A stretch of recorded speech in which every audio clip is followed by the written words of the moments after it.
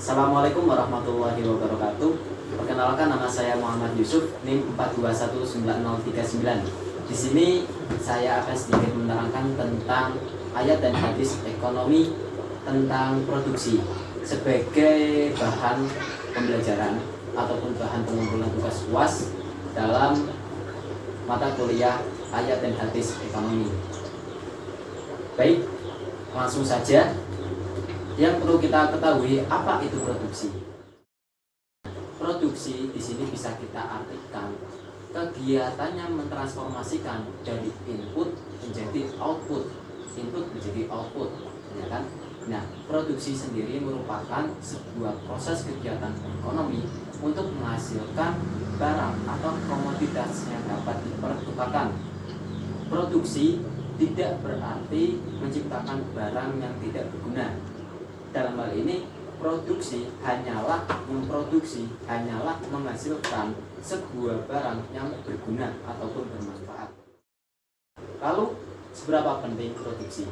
Nah, dalam hal ini, pentingnya sebuah produksi yang pertama, sebagai tugas manusia khalifah di muka bumi adalah bahwa manusia adalah untuk memanfaatkan sesuatu yang ada di bumi, baik itu ilmu ataupun amal. Yang kedua, Islam sangat mendorong kemajuan produksi. Ketiga, dalam teknis produksi diserahkan pada kemampuan dan keahlian manusia. Keempat, Islam sangat menyukai kemudahan, meninggalkan mudarat dan menggunakan kebermanfaatan.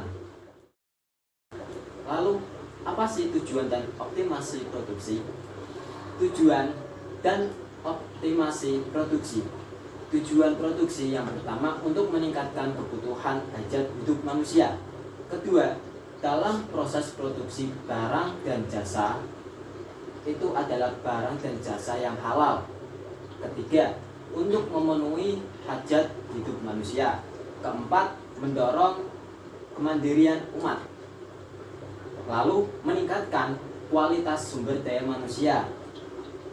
Nah, optimasi produksi sendiri yang pertama meningkatkan sumber daya insani sebagai bentuk full employment.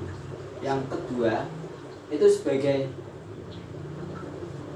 wadah untuk memproduksi produk-produk yang primer, sekunder, dan tersier.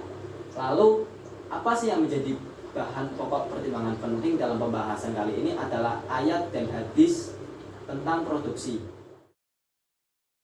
Nah, di sini ada sedikit ayat dan hadis ekonomi yang akan saya bahas. Pertama, ayat mengenai produksi ada di Quran surat Al-Hadid ayat 25, Quran surat Al-Anbiya ayat 80, Quran surat As-Saba ayat 10-11, Quran surat An-Nahl ayat 5-9. Lalu di sini ada sedikit ayat yang akan saya pakai dalam pembahasan kali ini, yakni ayat Al-Hadid ayat 25. Pada kesempatan ayat kali ini yakni ayat Quran surat Al-Hadid ayat 25.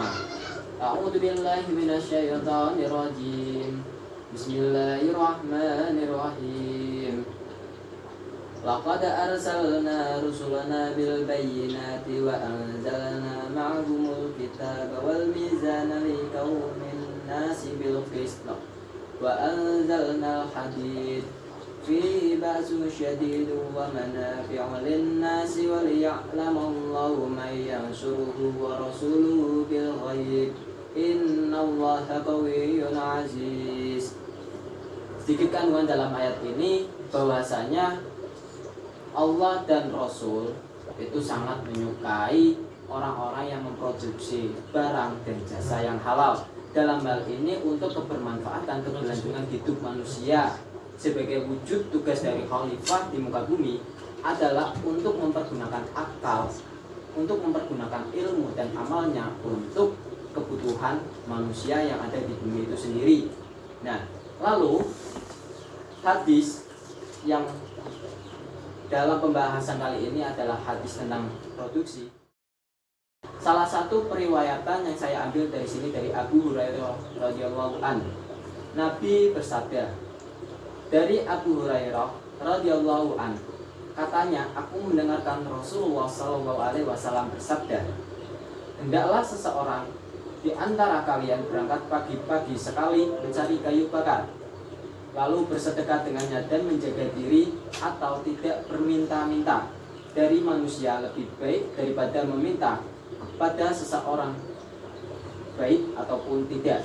Tangan di atas lebih baik daripada tangan di bawah. Mulailah dari memberi kepada orang-orang yang menjadi tanggung jawabmu. Nah, perlu digarisbawahi, tangan di atas lebih baik daripada tangan di bawah. Sudah selayaknya sebagai tugas manusia di muka bumi adalah untuk bekerja ataupun berproduksi. Nah, dalam hal ini bisa mendapatkan manfaat, bisa mendapatkan pendapatan yang menjadikan pendapatan itu halal sendiri sebagai wujud kita infak, sedekah, wakaf, dan zakat. Nah, seperti dalam kaidah ilmu ekonomi Islam sendiri. Nah, sebagai manusia sudah sewajarnya kita hidup di dunia itu manfaatnya apa? Guna manusia di muka bumi itu apa? Jadi seperti itu, kurang lebihnya mohon maaf yang dapat saya sampaikan.